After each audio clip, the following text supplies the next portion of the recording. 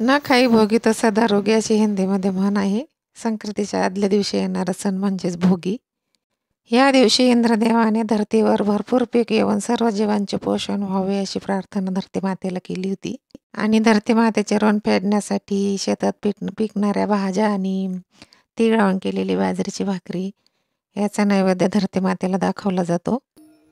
या दिवसामध्ये बळीराजा खूप खुश असतो आणि शेतामध्ये खूप पीक आलेलं असतं. फळभाज्या, पालेभाज्या, वेली भाज्या सर्व भाज्या मिक्स करून याची भाजी बनवली जाते. याला भोगीची भाजी असे म्हणतात. तर नमस्कार, मी शैला आणि आजच्या व्हिडिओमध्ये सर्वांचं खूप खूप स्वागत.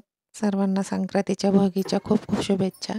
बऱ्याच प्रकारच्या भाज्या घेतलेल्या आहेत. वाटाणा, गाजर, कोबी, टोमॅटो, हरभरा, डेंगरी खूप प्रकारच्या भाज्या घेतल्या. कढईमध्ये तेल टाकून मी त्याच्यात थोडासा लसूण टेचून टाकला आहे आणि त्यानंतर थोडेसे जिरे टाकलेत. हळदी पावडर, धना पावडर, लाल मिरची पावडर, आपल्याकडे असतील ते मसाले टाकून घ्यायचे. कांदा लसूण मसाला पण मी 1 चमचा टाकला आहे. सर्व मिश्रण मी तेलामध्ये मिक्स करून घेतलं आहे आणि आता एका पाठोपाठ मी सर्व भाज्या याच्यामध्ये टाकणार आहे.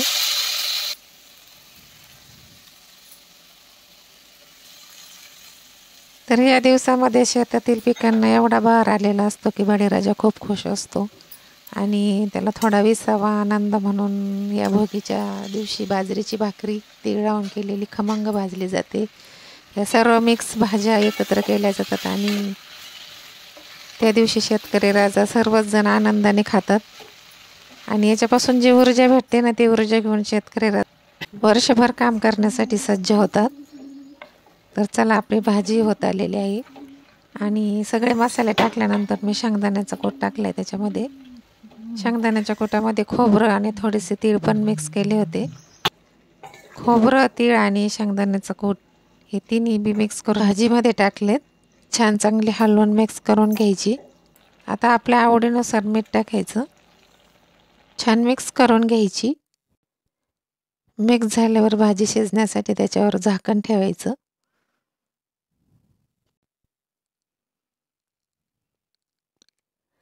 एक 5 मिनिटं लागतील आपल्याला ही भाजी शिजायला. तोपर्यंत आपण बाजरीची तीळ लावून केलेली खमंग अशी भाकरी बनवून घेऊ.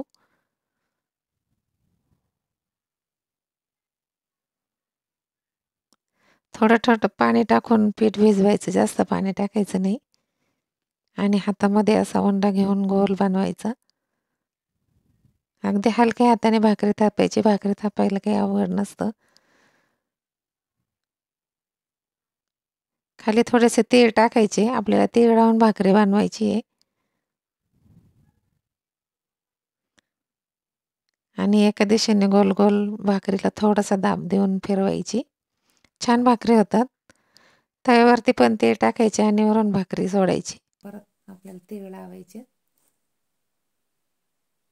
दोन्ही बाजूनी बाजरीच्या भाकरीला तीळ लावायचे आणि मस्त कडक खमंग भाजून घ्यायची.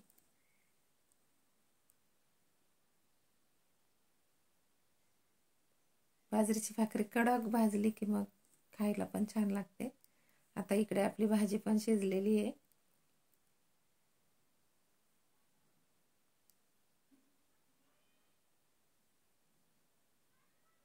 ताटामध्ये वाढून घेते. तर अशा प्रकारची ही भोगीची भाजी अवश्य करून बघा. तर आज भोगीच्या सर्वांना खूप खूप शुभेच्छा. आहे मकर संक्रांती. मकर संक्रांतीच्याही सर्व मैत्रिणींना खूप खूप शुभेच्छा. चॅनलवर नवीन असाल तर चॅनलला सबस्क्राईब करा. भेटू पुढच्या येणाऱ्या नवीन व्हिडिओमध्ये. तोपर्यंत बाय बाय.